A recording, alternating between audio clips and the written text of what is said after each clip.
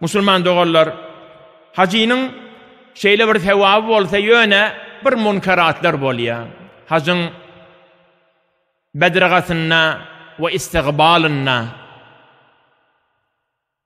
mescide gelip bir mustahap bolan amaly bitirmek üçin musafir adam öýünden çıkan wagtynda öýünde bir 2 rekat namaz okuymaly, sonra mescitte barıp namaz okuymaly. Fakat hacı değil, hemme musafiratlarda şeyle, yaňyrdan gelende de mescid bilen başlamalyya. Fakat hacıda hemme seferlerde şeyle.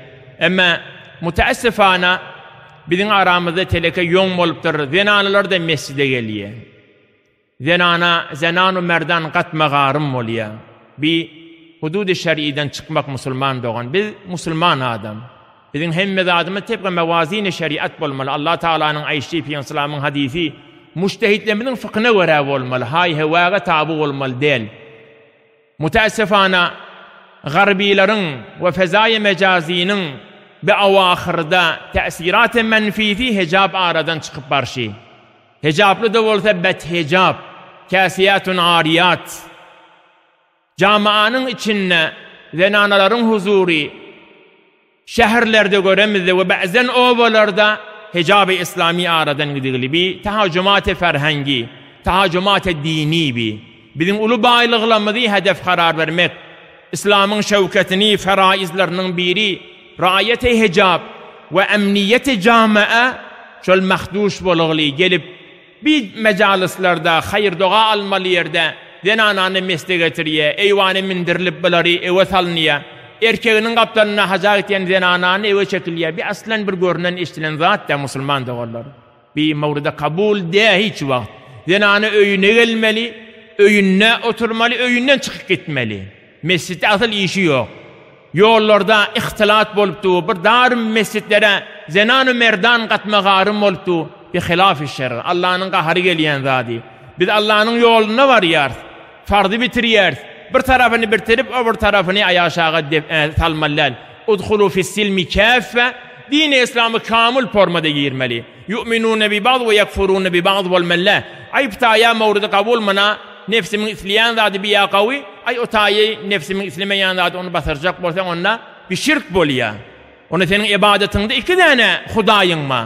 Sen hem mezadın isleyenin ve islemeyenin. Nefsin söyleyen zadi, söylemeyen zadi mevazin-i şeriata doğru olmalı. Şeriata doğru olmasa mevruda kabul değil, merdut Müslümanın yanına. Senede asli şeriat-ı İslam. Şuna binaen yola salamızda, Bedir edemizde zenanaların cem olmaklığı avaçlılık yok. Ol Huday saklasın namahrem gözlemek, namahreme taarruz bolya bir şevketi aradan ayırıya. Hakeda istiqbal olanla da furutkalara barlıya. Kati ferhengden ve medeniyetten aşağı düşmek bir. Zenana adam avratun mestura. Basırgılı olmalı. Libası giyin olmalı.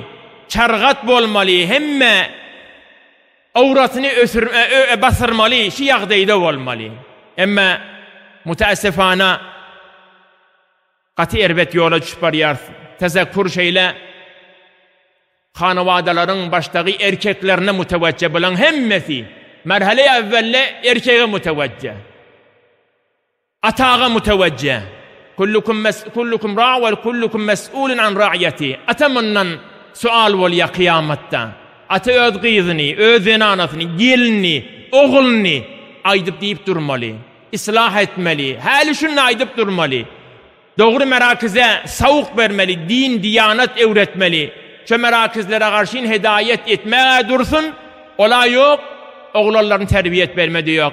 Alem o Adem'den ne algılı? Bunu alimla, ahurla gurrun vermeli. Bunu cümlede beyan edilmeli. Ha cümlede beyan et yersi.